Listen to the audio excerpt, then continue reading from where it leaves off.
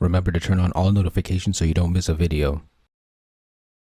Allow me to reintroduce myself. My name is Yume. This is the retrospective analysis of Teen Titans Season 2. Season 1 was outstanding. Let's see if Season 2 can keep the same level of quality.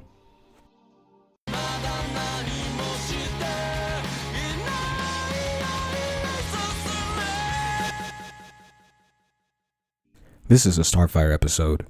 The episode starts with the Titans being dysfunctional at home. When Star mentioned drifting, that's when I realized that this season started with one of the most iconic episodes of the show. It's crazy that this is what they chose as the season opener. We'll all be friends forever. End quote. That foreshadows the future events. After the intro, Robin's quick game recovered from Motivate This. A time-based villain was a great way to externalize the internal conflict of Starfire worrying the friends will grow apart in the future. Star ends up 20 years in the future and the Titans have disbanded. But why do some of them look so old? They're teens in the present, which is at max 18 or 19. 20 years would make them 38 to 39 at max. That's not old enough to be having wrinkles or severely balding. Maybe it's just to exaggerate the time jump. Only Cyborg and Beast Boy look really old though. Robin and Raven look normal. What's interesting is that the two that look old had the worst futures, while the two that look young are the closest to their original forms. I like how Star's in denial about the Titans splitting up naturally. It reinforces her kind nature. Though, Robin being the only one who Cyborg can't find is strange, especially since Season 1's finale highlighted his friendships. White Raven appears again. The inclusion of Nightwing was epic. I hate his mullet, but I love the reference. In the comics, when Robin goes solo, he becomes Nightwing and protects Bloodhaven. I like how Robin still values his friendships, despite not being in contact. His optimism is inspirational as well. Even Nightwing still has his quip game on lock when he pulls up on Warp. The Titans eventually unite thanks to Starfire's influence, and Nightwing shows he's him by defeating Warp. Star returns to the present, and the episode starts how it began. I think the theme is friends stick together, because even the future Titans eventually united. I like how this episode suggests that Starfire is the glue that holds the team together. This episode is reminiscent of A Better World from Justice League. There, Flash dies and this creates a future where the Justice League turn evil and become dictators. In both of these episodes, the absence of the glue character causes the team to go down an undesirable path and into a depressing future. Warp wasn't anything special, but he did his job by using the setting to create an interesting plot that synthesized the internal and external conflicts.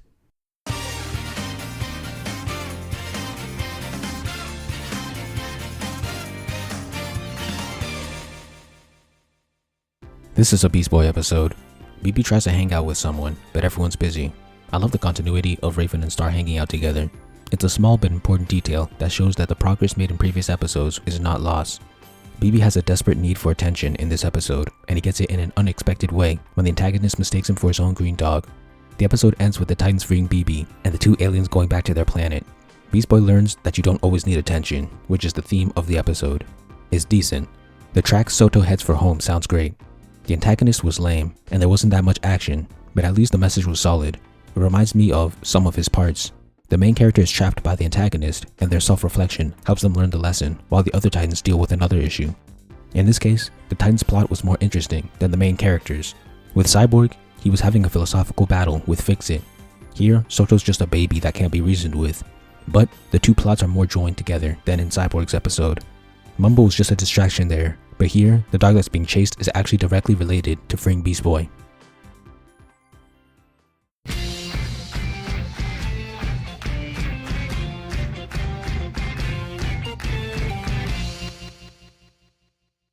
This episode introduces Terra, the titular character, who will be the focus character of the season. Both the Titans and Slade see her and want to recruit her. The guitars in the track, Terra vs. Scorpion, are shredding like their lives depend on it. I like how the Titans finish each other's sentences. They did that in previous episodes as well, and it's a clever way of showing their synergy. I also like that Slade returns, since he was never properly defeated. It would be cool if Terra was actually added to the intro for the episodes where she joins. Beast Boy falls in love way too quickly. What a clown. I was gonna leave this out of the analysis, but this is the perfect opportunity for a future Yume to bring this up. That subject is BB and Raven's relationship. As a younger man, I used to be a detestable shipper, and I actually believed there was something between them. I even thought the green dog licking Raven all the time in the last episode was a subtle nod towards that. But after finishing the cartoon, there's nothing romantic between them. They're just friends in a comedy trio with Cyborg. But Raven hugs Beast Boy in future episodes. Yeah, well, she also hugs Robin in future episodes too. Does that mean they have a romantic relationship? No. Back to the episode. I like how Robin and Raven are the only two who aren't ecstatic about Terra. It fits with them being the two most serious characters. The song, Meet Terra, shares a leitmotif with the previous song. Terra's lack of control over her powers is foreshadowed by the rocks crumbling after they leave. Terra makes a big deal about not keeping her secret. This is a setup for later. Terra does the obstacle course and her powers are clearly not mastered yet, but Robin's chance to reveal that he knows is cut off by Slade's appearance. During battle, Terra loses control of her powers and traps BB under rubble, but he gets out. She runs away, chases Slade, and gets caught in a trap. Then Slade starts to manipulate her, looking for a new apprentice, cause the last one beat him up. His manipulation skills are pretty smooth. He uses his superior knowledge about her to comfort her and give her a place to belong, but the Titans did that too. The only difference is that he made it clear that he knows her flaws. He says that everyone will reject her when they find out her flaw. This is clearly not true, because they already knew she hadn't mastered her powers, but she doesn't know that. To put the nail in the coffin, he poisons the well by claiming that Beast Boy will snitch. This means that even if the others find out on her own, she will think BB snitched, and keeping the secret was a big deal to her. When Terra loses control, Robin shows once again that he knows Terra doesn't have full control. Beast Boy helps Terra get out of the Avatar state and reiterates his promise. Titans introduce Slade and Mind Battle are dope tracks that share a leitmotif. Terra confronts Slade, another phenomenal song, shares a leitmotif with Mind Battle. Beast Boy calms Terra, also sounds amazing. The Titans offer her a spot on the team, but when Robin knows her secret, she assumes Beast Boy told him, despite him denying that. This is an emotional reaction, but it fits with her character. The setup of how much importance she places on that secret allowed for this reaction to feel earned. The only slight issue is that Slade told her they'd reject her when they found out, but Robin gave her a spot on the team despite knowing, so wouldn't that show that Slade was wrong? Maybe she was too emotional to think about that. The episode ends with Terra running away and Slade watching. This episode is a great setup for the overarching plot, but as a standalone, it's just alright. I noticed that it doesn't really have a theme, but it does have an internal conflict that drives the episode, which is Terra's insecurity and her lack of control over her powers.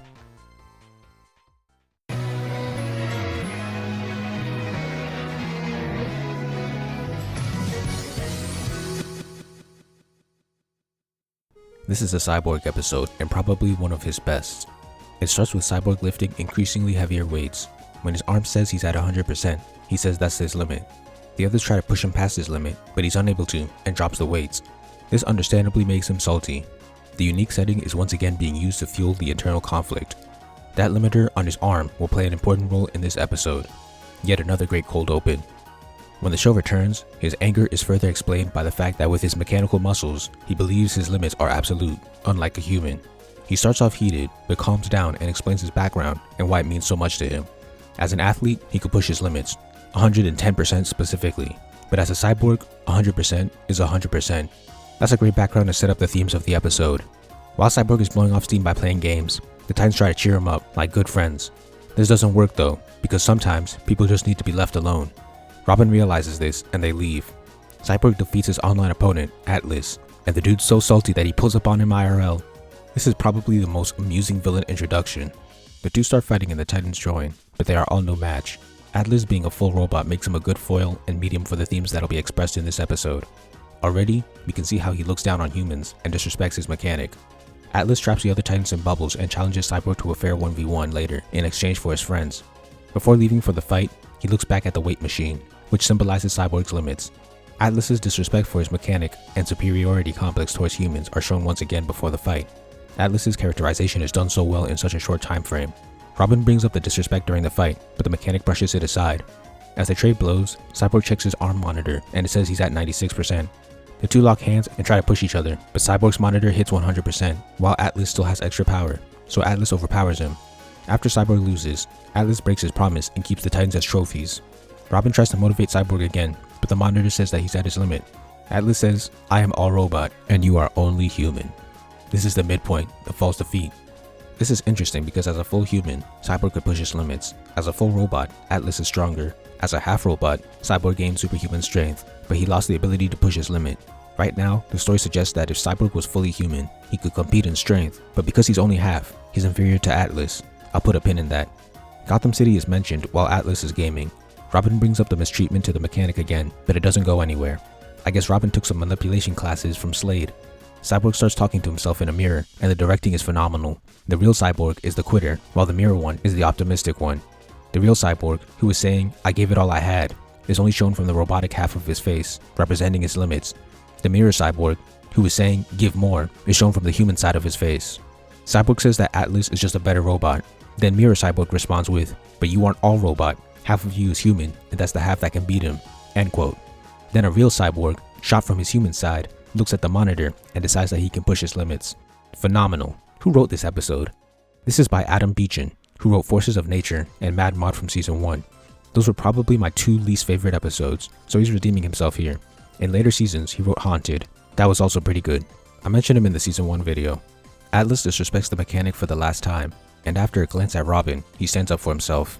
Atlas tosses him, but then Cyborg comes in with quips. As the two throw hands, Robin continues manipulating the mechanic, although he's telling the truth. Robin drops some motivational truth bombs on the mechanic. I'm noticing that this is the B plot. This is a great one because it's fully connected to the A plot and doesn't distract from it.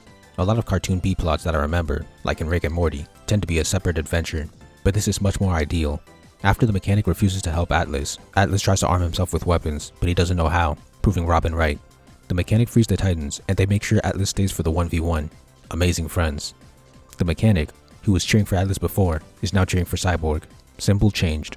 The two fighters fall into the same strength lock, and Cyborg's monitor hits 100 again. Atlas says he's done, but Cyborg refuses and breaks his limits. This is symbolically represented by the monitor literally breaking as he hits 110% and further. Cyborg defeats Atlas in strength and throws him. Atlas says Cyborg is the better robot, but Cyborg replies with, "No, I'm a better person." Cold. This could be looked at as the human side being physically valuable, and as him being a kinder individual. Beechin didn't come to play. The mechanic also abandons Atlas. Robin offers to get a new monitor, but Cyborg says he doesn't need it. Symbol changed. Quote, "My body may have its limits, but if I put my mind to it, there's no limit to what I can do.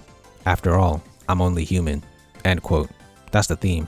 A simplified version is, you can push past your limits. These people deserve to write movies. The phrase, "only human," was used to put down Cyborg before, but now it's being used to lift him up. Yet another symbol changed. On top of that, they found a way to end the episode with the title, Extraordinary. Now, a comparison to the sum of his parts. Like I said before, that episode looks at his robot side as fully negative, but this episode has a more nuanced take. Earlier, I said that Cyborg's robot half gives him power, but it also takes away his human ability to go beyond. At the end, his robot side gives him superhuman abilities, but his human side gives him the ability to surpass his limits. Being half human actually allowed him to beat Atlas. In this episode, both his human and robot halves were initially viewed as flaws. The robot prevented the human from surpassing its limits, while the human prevented the robot from having max strength. But by the climax, both halves provided positives that created a product that is more than the sum of their parts. Best episode of the season, and I don't think that's going to change.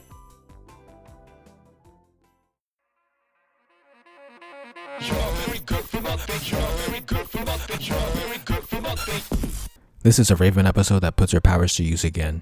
At the end of the cold open, Raven makes a sarcastic remark about being afraid, but then Control Freak's monster seems to scare her.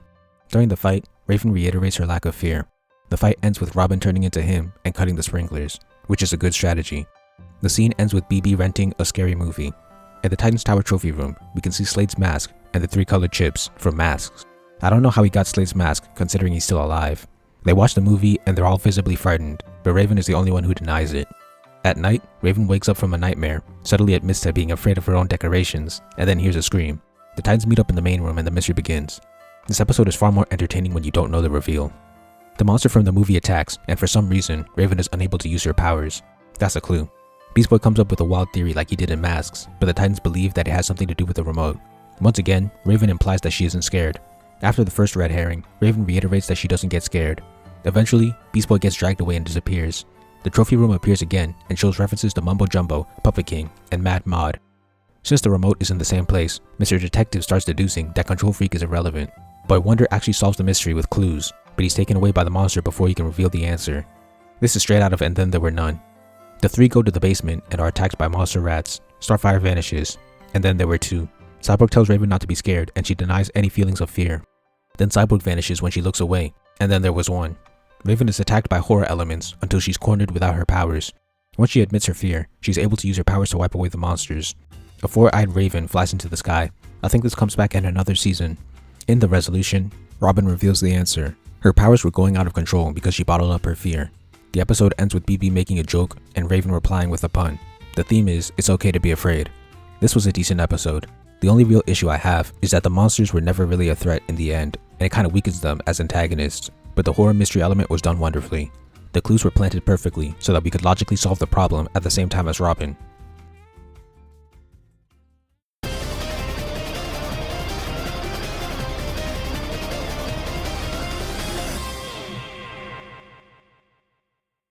This episode's cold open introduces the villains and one of their goals. Who did this moth mutant smash to create a regular human? Or is she adopted? And where's the mother? We may never know. The T-Car returns and the R-Cycle makes his first appearance. They're fighting some thief with a spider for a head. The animation of the backgrounds while the characters are speeding down the road looks great. Robin gets petrified by Venom during the chase. Despite this, he says, "We have to get him." I love that his primary character flaw, his obsession, is never fully eliminated, even though his season ended. It's heavily decreased, but it still pops up every now and then. Without the two stars of the episode, Cyborg leads the comedy trio into battle, once again saying, "Titans go." Why can't Cyborg fly? Moth shows up and makes demands, one including that Robin take Kitty, his daughter, to the prom. Robin and Starfire are the main characters of this episode, and this is the first time their romance is made explicit. Starfire is extremely jealous here. This scene is funny. Robin bites the bullet since the trio is unable to stop the moths. When Star screams, Robin's hair temporarily turns into the style his original comic counterpart had. Nice Easter egg. This is one of the few hints that he is Dick Grayson. They never specify the characters' ages, but if Kitty is going to junior prom, then she's in 11th grade, which puts her at around 16 to 17 years old. If Robin is allowed to go to this, I'd assume he's the same age as her. Robin shows up for the first time in a different outfit, and Starfire also shows up in a prom dress with the bloom effect again, cementing herself as bae for many young viewers. If he's him, then she might be her. Star's jealousy is reinforced. I love Robin's attitude whenever he's interacting with Moth or Kitten. Kitten reveals that she just wants to make her ex jealous. Jealousy appears to be a motif. Judging by the fact that her dad is a moth hybrid and Spider-Boy hasn't reappeared yet, the clues could be put together to form the identity of Kitten's ex. He's the Spiderhead. This is the first time Robin says she's not my girlfriend, although he doesn't complete it. This will come up again in another season. After some more jokes, Fang, the Spiderhead, comes back and a 2v2 commences. The choreography in Robin vs. Fang is pretty good. The one-point perspective when Robin is jumping on the wires looks amazing. During Star's fight with Kitty, she uses eye lasers. This is an error because she only unlocks this ability in the next episode. When the moths are unleashed, Beast Boy turns into a jellyfish. How does he float if he's not underwater? Robin breaks the control and they all turn into worms. BP decides to keep one, which will come back eventually. The episode ends with Robin and Starfire dancing. There's no theme in this episode, and it has the Japanese version of the intro. The Mad Mod episode also had these two traits. Although the episode lacks a theme, it was funny and developed the relationship between two of the characters. I like it.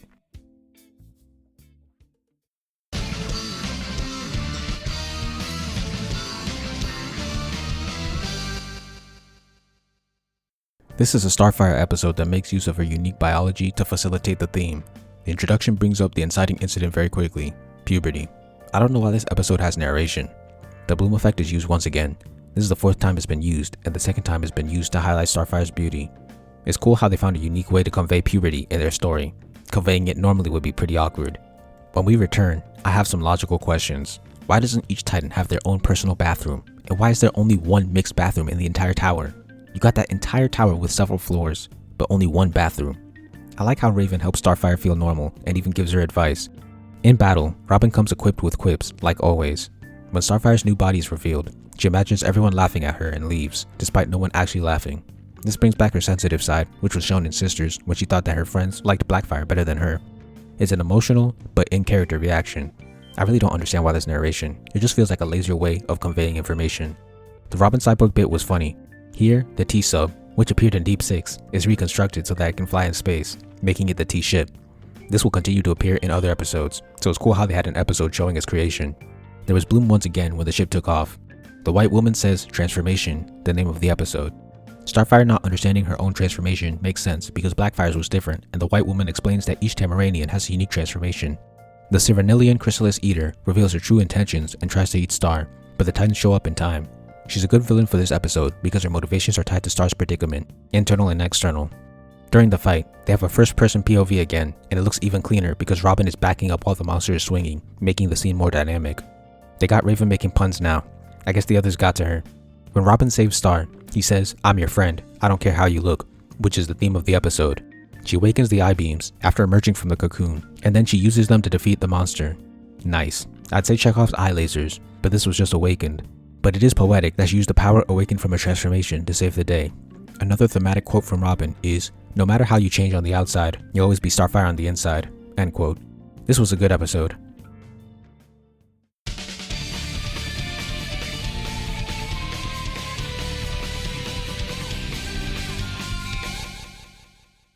The Titans are playing volleyball while Raven sits out until Terra shows up. Raven not playing and dodging the ball the second time is humorous and in character. These cold opens are so good at quickly introducing the focus of the episode. The orange sky looks wonderful. I like Terra's new outfit, but who gave it to her? Beast Boy's ungrounded infatuation with her is re-established. The Titans, considering Terra's former lack of control when she asked to rejoin, is good attention to detail. I really felt bad for Terra when she said that the offer had an expiration date, but to be fair, she's the one who ran away and assumed the worst in Beast Boy. I like how Robin and Raven are the main ones focused on her controlling her power, because at the end of Terra's cold open, they were the most suspicious about something being off. She says she left to practice, but she could have just practiced with them. I thought I was overthinking it before, but Raven does seem a little salty this episode. Her continuing meditating when Terra showed up is how she was treating the others, but she seemed a little too eager to rip the band-aid off in regards to Terra's powers, and then she puts down Terra's improved control over her powers. And then when Terra somehow makes fireworks, she's got her arms crossed and an angry face. When Terra bumps into Raven, she gets a weird vision. This would validate her distaste for Terra, but she was doing all that before this scene. I like how Robin admits that he doesn't fully trust her. It shows that he's always on his toes, but then the second chance part shows his optimism. Robin comes with quips, and the Titans use teamwork to take on the worm.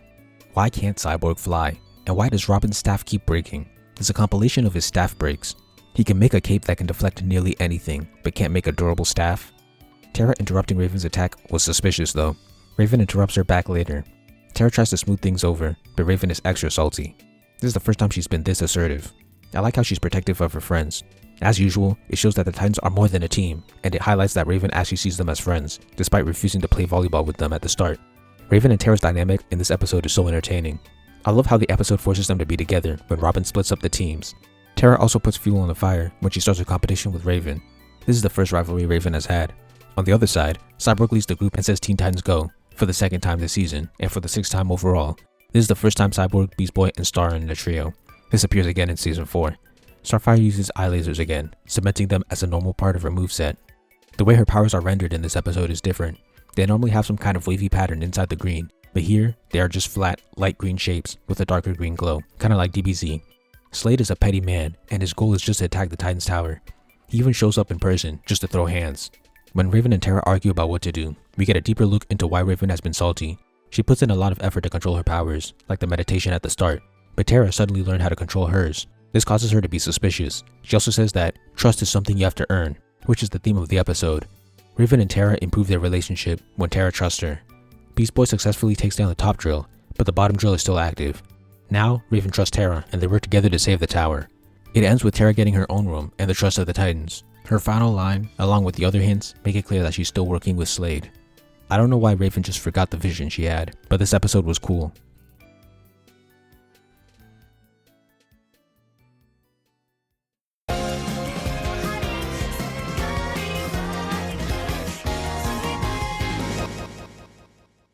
This is a Robin and Cyborg episode. The first one since the first episode of the cartoon. Robin's over-competitive nature is established and is a byproduct of his obsession. Winning isn't everything, it's just the only thing that matters. Not only is this iconic and memorable dialogue, it plays into the themes of the episode. The Master of Games suddenly summons the three guys and the others to compete in the Tournament of Heroes. Gizmo and Aqualad return, but Speedy, Hotspot, and Wildebeest are newcomers. I like how MOG introduces all of the fighters. BB's desire for a moped is brought up again. The first time was in Every Dog Has His Day. I like how MOG says there will be prizes. This will come up later. I love how Robin and Speedy get along because they're both sidekicks of Justice League members with no powers. They talk about tech, including Robin's discs. This might be the first time they appear. Speaking of Justice League, I wish there were more DC sidekicks in the story. Aqualad is Aquaman's sidekick, and Kid Flash will appear later. Superman and Wonder Woman should have had their sidekicks in the show too. The fighting is okay. Cyborg trophies him by being the first to win. He's also suspicious of how Gizmo disappeared. Robin also hits Hotspot with a mean 7-hit combo, ending with a Shoryuken to grab his W. Beast Boy somehow loses. This always bothered me. The strength and competency of the characters in the show has never been consistent. Usually the main character of the episode is the most competent. But Beast Boy, A, losing to an animal when he can turn into any animal, and B, not turning into a flying animal to fly back into the cage, still annoys me. Robin and Cyborg get their detective on, where they question MOG's word choice of survived. MOG shows his secret to the audience, creating dramatic irony. Cyborg wants to investigate, but Robin thinks he's being set up. Cyborg tries to say winning isn't everything, but Robin cuts him off. This is still part of the over-competitive nature, but the doubt is warranted. Cy in the dark with one eye glowing looks sick. He uses his separated hand that appeared in Final Exam to see MOG using his stolen powers. Gizmo uses tech though, it's not a power, but whatever. Cyborg tries to fight him, but he gets absorbed. That was not a him moment. This is the midpoint. Robin's flaw allows him to believe MOG's lie about Cyborg trying to sabotage the others. He's never done anything like this before, and it should have raised a red flag. Side note, I believe this episode inspired the game on the Cartoon Network website, Teen Titans Battle Blitz. That game was fun, but because of Flash's eradication, it's no longer playable. The last three fight, and it becomes Robin versus Speedy. Quote, "May the best man win. I intend to." End quote. Who wrote this episode? This is by Dwayne McDuffie, who also wrote Fear itself. He's said to have worked on season 3, but no episode is under his name. Anyway, that line was clever and highlighted Robin's flaw. The strategy and choreography in their fight is pretty good. The call and reply of, "It's just the only thing that matters," returns. This time, the call was from Speedy. The disc and arrow, which are made from the same stuff, explodes on impact. When Robin starts running from the arrows, the one-point perspective on the floor looks amazing, just like in Date with Destiny. The strategy and choreo gets even better. I love when they both trap each other and use their tools to break free. The choreo when Robin brings back his staff and ends the fight was epic. Robin wins the fight because he's him. Him breaking Speedy's bow just to win shows how obsessed he is. The show acknowledges this as a flaw with Speedy's line, but was it really worth it? MOG pulls out his prizes plot twist by saying that he never said the prizes would be for the winner. Clever doublespeak. Robin baits MOG into a last fight and says, "Winner take all," the episode's title. During the fight, Robin reminds us how powerful his cape is when he blocks the fire. Too bad his staff isn't that powerful. Robin turns into him when he kicks the gem, bringing out the next two best fighters. Robin learns the lesson and says winning isn't everything, the theme of the episode. The heroes use teamwork to defeat MOG. MOG was a great antagonist for the episode because he foiled Robin since they were both obsessed with winning. He also created an environment that allowed the themes to flourish, a tournament. Robin makes everyone an honorary Titan and reveals that he wasn't fighting to win, but for his friends, but Cyborg steals a communicator from Gizmo. They all go home, but the girls, including Terra, are summoned as MOG tries to redo his tournament. Why wasn't Terra in the beginning of the episode? Before, I wanted to see the heroine version, but it wouldn't work as well, because none of them need to learn the lesson that was taught. And if someone was written to need this lesson, it would just be a repeat of what we already saw. Repeating an already used theme is lazy, and Teen Titans usually doesn't do that. This was a fantastic episode.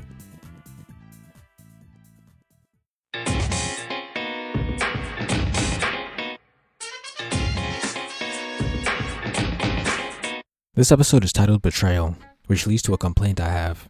Terra never had an episode where she was the Titan for a whole episode, so it weakens the impact of her betrayal. She appeared in episode 3, and then joined the team in episode 8. Then she's in 9 for a second, and now she's gonna betray the team.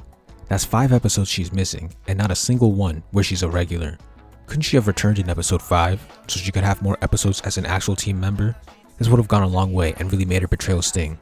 In the cold open, Terra is working well with the team, but we learned that Slade has been using her to analyze them. Beast Boy Max on Terra, but she rejects him because something's happening tomorrow. BB's moped obsession is brought up again. Terra changes her mind and they go out. Meanwhile, the tower is getting jumped by Slade's goons. During the date, Terra is haunted by Slade and BB drops his communicator. The Titans are fighting for their lives and the action looks better than usual. The attacks feel stronger and more vicious.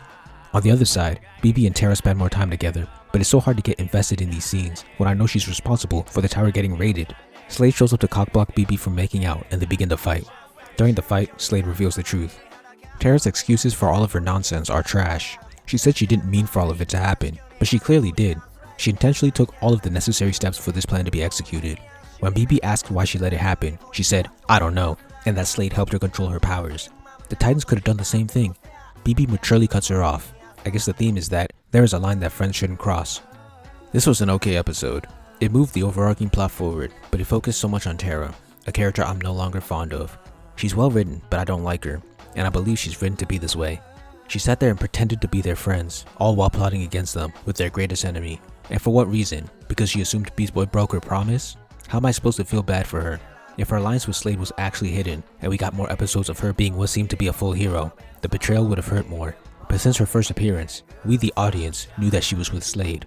So the betrayal was only a matter of time. And during that time, I just despised Terra because I know she's manipulating the team. Overall, I think she should have returned sooner.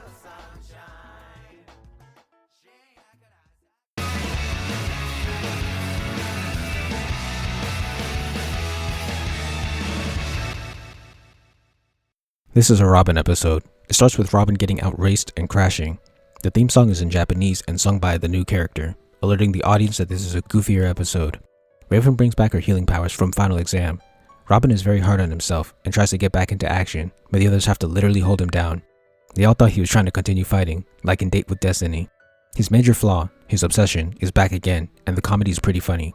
This time, he's obsessed with being perfect. The piano music in the back sounds great. This is called Nazi Kid Arrives. The characters finish each other's sentences and describe Robin as crazy determined and say that he insists he's fine when he's not. Very accurate. This is the first time we've seen him depressed. Then the alternate Robin shows up. His name is Nazi Kid, and in case you didn't get it, they spell it forward and backward on screen. It's Dick Grayson backwards, one of the few hints that Robin is Dick. Larry, as they call him, has a romantic attraction to Starfire, which is a subtle hint. Larry's finger gets messed up and it changes the world. Cyborg almost says Titans go. Starfire's bolts are rendered differently, just like the last episode. Raven calling Johnny's world cool is a funny but in-character moment for her. She was shown to be interested in dark stuff in Sisters. Cyborg completes it as Titans go. Robin is still depressed, but Larry delivers a thematic quote. "That's why you're my hero, Robin, because you always try." Robin's bike is fixed, and the two take on Johnny. After Robin saves the day, Raven asks to change it back. I like that the writers are writing more jokes for her. The episode ends with Larry messing up again. This was an okay episode. Larry's pretty annoying, but the theme is good, and so are some of the jokes. I think that this episode should have been moved above Betrayal so that Terra has an episode as a normal Titan.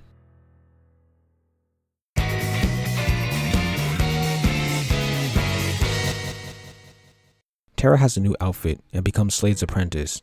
Robin saying BB's joke was just not humorous is hilarious. Robin and Cyborg laughing at Raven's joke is too. The team chemistry is amazing. Then they get jumped by Terra out of nowhere. Beast Boy calling Terra a friend is kinda dumb. He was the one who justifiably cut her off when she betrayed the Titans. The Starbolt's rendering went back to normal this episode. I was about to comment on how Terra is handling all five, but then Slade explains that the suit combines both of their abilities. I like how each only has one eye visible. The visual of their faces overlapping is cool because the eyes are opposite. Robin calls a retreat for the first time, leaving even his allies in shock. At the tower, the Titans acknowledge that they were holding back, which is a fair reaction to the situation.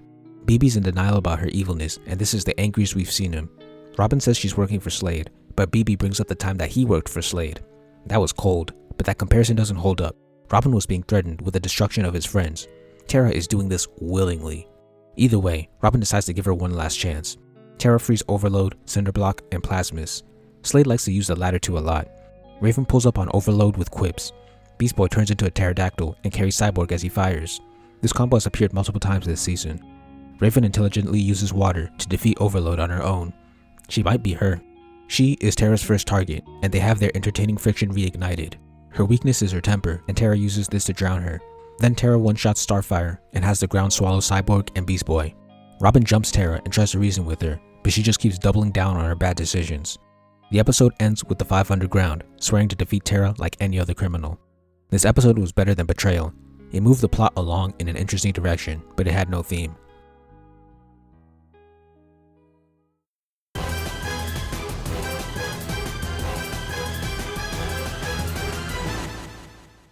The cold open has Slade and Terra taking over the city, and Terra narrating that she has no regret about the horrible things she's done. While she's floating around, she and her B2 battle droids get jumped by the Titans. Like in Final Exam, they're hiding in the shadows and attacking from off screen, making them menacing. Their attacks are very coordinated, and Terra is getting swept. The group appears after she runs, and they show their resolve to stop her. Of course, Starfire is the only one thinking about how she looks scared. She better be. Slade forces her to stay and fight, and the jumping continues. She is getting moonwalked on. Slade summons the monster trio to stop the beatdown, and they fuse into Turnion, like a DBZ character. The Titans fight Turnion and Slade's army, but BB wants to fight Terra. Terra catches a beating from the Titans and Slade. Terra doesn't like fighting or being beaten up by Slade, so she tries to quit, but her suit gives Slade control of her. If the writers are trying to make me feel bad for her, it's not working. Actions have consequences. She chose to work with a psychotic villain over her heroic friends. She then got the trust of those friends, betrayed them, and then tried to kill them, and was convinced that she did. BB ditches the team to hunt down Terra. He finds her and Slade forces her to fight while she wants to die. That's dark. She says she doesn't want to fight, and Beast Boy goes soft on her, trying to give her motivation. For some reason, when the others show up, they get in a Mexican standoff and tell her, don't do it, instead of just moonwalking on her again. What happened to no more chances? What happened to treating her like any other criminal? What happened to never met a villain that they liked? So that was a lie? Beast Boy says it's never too late to change, which I assume is the theme. I don't like this, but I'll get to that later. Terra takes back control, beats Slade, and then stops the volcano. Slade burns in the lava and Terra turns to stone as a cost for overusing her powers. This ends with the Titans bringing flowers to her statue, considering her a friend and saying that they'll find a way to bring her back. I really don't like this. This is what I'll call a Darth Vader turn. Vader was this evil overlord who did so many evil things, but at the end of his life, he does one last good thing, which is taking out his leader, and then everyone looks at him as a hero. That's exactly what happened here, except worse. If I remember correctly, we only saw Darth Vader kill one character in the original trilogy, Kenobi. Terra pretended to be the main cast's friend, betrayed them for no logical reason, and then killed them before taking over a city. Either way, both are bad because one good deed doesn't eliminate the tons of evil you've done. Terra chose to do all those evil things, but because she did one good thing, she's now a hero again? That's horrible. Just because Slade was controlling her towards the end doesn't mean that she didn't choose to follow him every step of the way there. I used to be fine with this, but that was before I was analytical.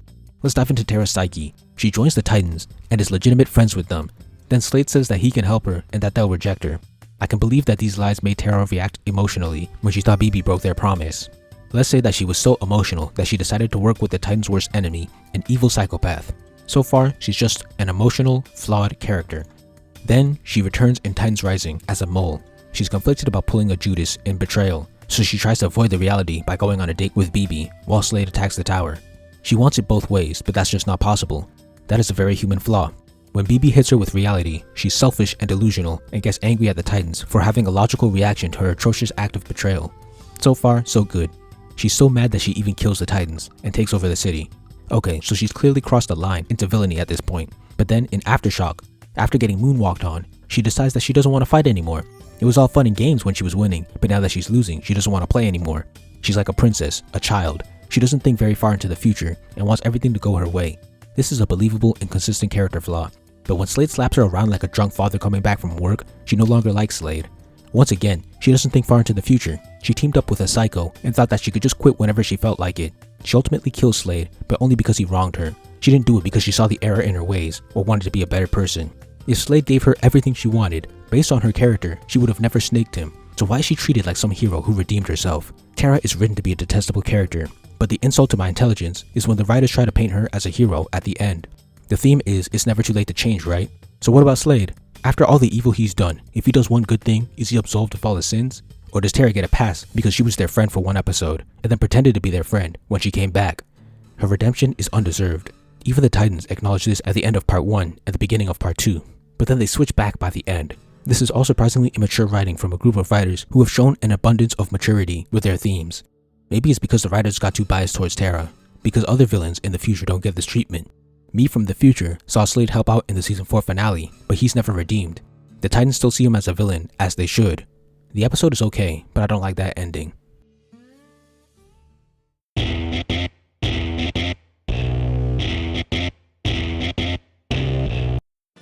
This season was weaker than season 1. The overarching plot isn't as enjoyable and the individual episodes aren't as consistently great as season 1's, but overall it's still good.